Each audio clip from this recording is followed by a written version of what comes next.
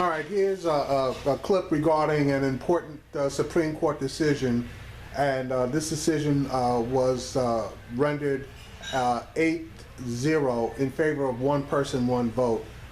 This would have had the effect, if the Supreme Court had decided the other way, to shift the power of the electorate from the urban areas to rural areas, which, as pretty much everybody knows, rural areas are predominantly Republican-based areas. News today from the U.S. Supreme Court, which upheld the basic principle of one person, one vote, in the kind of decision you rarely see from the court, at least on big controversial cases. A big win for liberals that is also unanimous. In an 8-0 decision, the court maintained states must count all residents when drawing up legislative districts rather than basing those districts on eligible voters. Changing the one person, one vote principle could have disenfranchised areas with large populations of non-voters like children or immigrants who cannot legally vote. As the New York Times points out, it could have shifted political power from cities to rural areas, a move that would have benefited Republicans. Justice Ruth Bader Ginsburg wrote the decision, as the framers of the Constitution and the 14th Amendment comprehended, representatives serve all residents, not just those eligible or registered to vote. Joining me now, Janae Nelson, Associate Director, Counsel of the NAACP Legal Defense Fund, who filed an amicus brief urging states to count total population.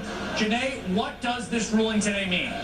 Oh, it means so much for this democracy. Today was a big victory indeed. It means that states can continue to do what they've been doing for well over 5 decades. States can continue to count all residents as part of any and every electoral district, whether it's a school board election, whether it's a city council district or a state assembly district.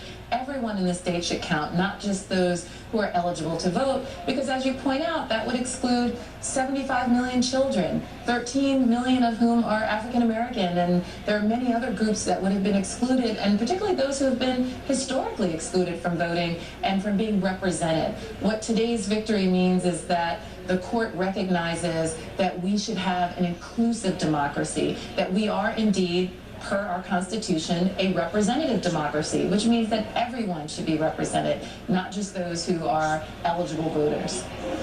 So that makes sense, and that seems straightforward, and this has been the status quo for a very long time.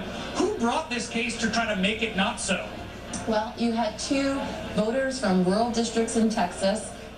You had 2, they were white voters, and they brought this suit with the encouragement, I should say, of a gentleman by the name of Ed Blum, who's been behind several Supreme Court challenges to take down tried and true principles of our Constitution and to try to send us back to a retrograde era of time where we saw discrimination rampant in states in areas of education and voting. This was one such challenge where you had 2 plaintiffs who were put up to the task of trying to bring down a principle of our democracy that has been in place for decades, that has served us well, that nearly every state and local legislature relies upon for its redistricting. So these plaintiffs were trying to shift the power from cities and suburbs to rural districts, and they lost. All right.